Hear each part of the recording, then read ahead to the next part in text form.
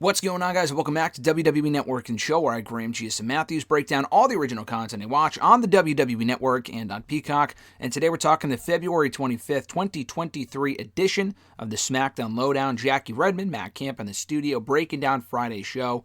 I already have my SmackDown audio review up in full from earlier, so check that out. Check that out if you haven't already.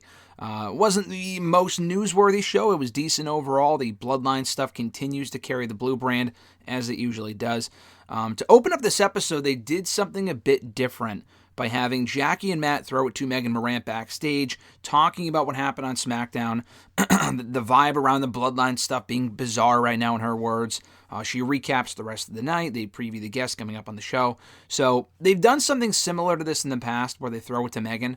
This was them having a back and forth with her, which I thought was interesting. Because obviously, I don't know if they tape this after SmackDown or they tape it early on Saturdays, probably right after SmackDown on Fridays, and they just put it up on, Peacock on Saturday afternoons.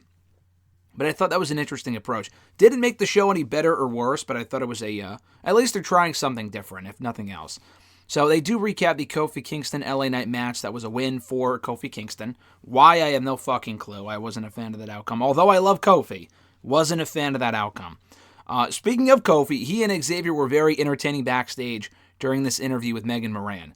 Kofi says that it's not easy to get on WrestleMania. If it was that easy to get on Mania and change your name to be in Los Angeles, like they're accusing, which I thought was great, they accused LA Knight of changing his name on purpose to get on the LA WrestleMania, which is why his name is LA Knight. He said, if I wanted to be on WrestleMania from the get-go, I would have changed my name to Main Event. I would have been main eventing WrestleMania. If I wanted to be world champion a lot earlier than I was, then I would have changed my name to World Heavyweight Champion, which I thought was great.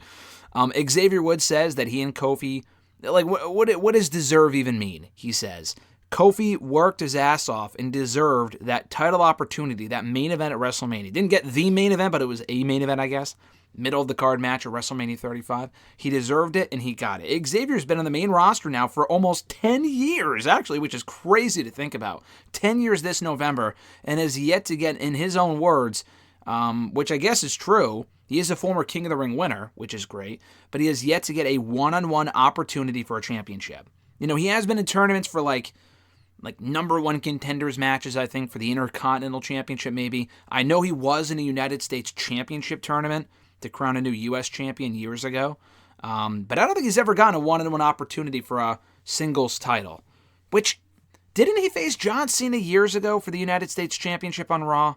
Or was that not for the title? I don't remember. But either way, they plan to celebrate their victory over LA Knight from SmackDown.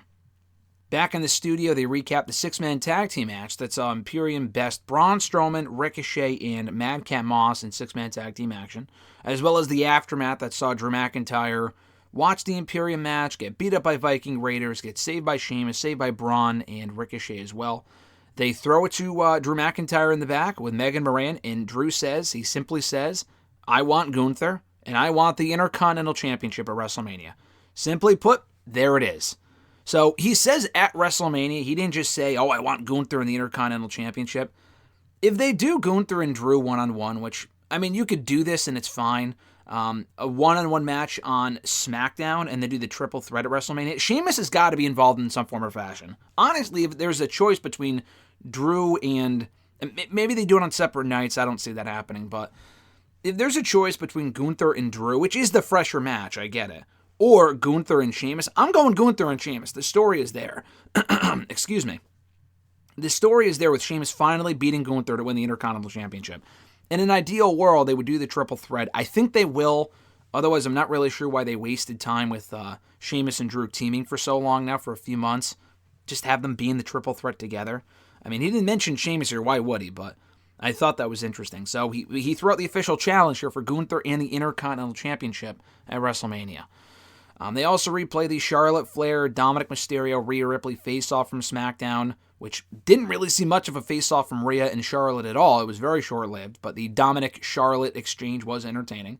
Back in the studio, they preview the Charlotte Flair, Rhea Ripley WrestleMania match for the SmackDown Women's Championship. Jackie Redmond questions what Rhea needs to do this time to best Charlotte Flair, and Matt Camp simply says, just be yourself. She's done what she's done. She's done what she's had to do to get where she is right now. So continue doing that, and you can beat Charlotte at WrestleMania. And they also preview, which I did not know, maybe they advertised this on SmackDown for next week and I just missed it. But Rhea Ripley's on SmackDown next week in-ring action against Liv Morgan. So a renewal of an old rivalry, someone who she actually teamed with at WrestleMania last year and unsuccessfully challenged for the WWE Women's Tag Team titles. They recap the Rey Mysterio Karrion Kross match, which was won by Karrion Kross, and they also recap Dominic, threatening or really just pushing Rey to hit him, and Rey refused and he backed down. We're going to get that big moment in a couple of weeks, I'm sure, with Rey finally hitting Dominic and then setting up the WrestleMania match, and it's going to be great. It's going to make for an awesome reaction. When Jackie asks, what is it going to take for this stuff to end between Dominic and Rey? And Matt was like, oh, don't you want to see them get back on the same page? Because Jackie's like a big, all families should be getting along. And then she was like, no, we're well past that point. But she asks Matt, what is it going to take for this feud to end between these two? And Matt Cam says, well, it's going to end when Rey does what he doesn't want to do. And that's hitting his son and facing him at WrestleMania, basically. They don't say that word for word, but that's basically what he was hinting at here. They replay the Natalya-Shayna Baszler match, which was won by Shayna. Kind of a nothing match. Backstage, we hear from Natalya and Tegan Nox. Natalya calls Shayna and Rousey snakes, and that they're rotten women, they're the worst thing that ever happened to the SmackDown Women's Division. She does appreciate Tegan Nox, though, coming to her defense, which I completely forgot about when I was reviewing SmackDown earlier, that Tegan Nox was in Natalya's corner. Not that it made much of a difference, but they are setting up very likely for Ronda and Tegan Nox one-on-one next week. Tegan Nox praised Natalya for being a legend on SmackDown and being around for 15, 16 years now, and they tell Ronda and Shayna to bring it. So there's your latest random women's tag team match that really doesn't mean anything. They replay in its entirety the Firefly Funhouse segment, which it was cool, and it was it was produced well. But like I said in my SmackDown audio review earlier, and on Twitter earlier today as well, they got to move forward with this shit. It's either shit or get off the pot with this Bray Wyatt crap. They've been teasing it for so long, and it's not a case of, long-term storytelling. There's been no fucking advancement. And whatever advancement we have had in the last couple of months has not been interesting.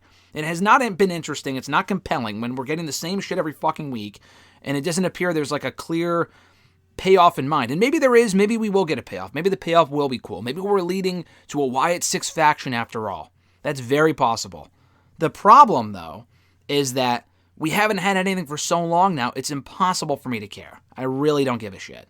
They kind of gloss over it after it's over here anyway. They don't really talk much about it, because he's like, can you keep a secret? It's like, yeah, we could have kept a secret fucking 4 months ago. It's time to move on.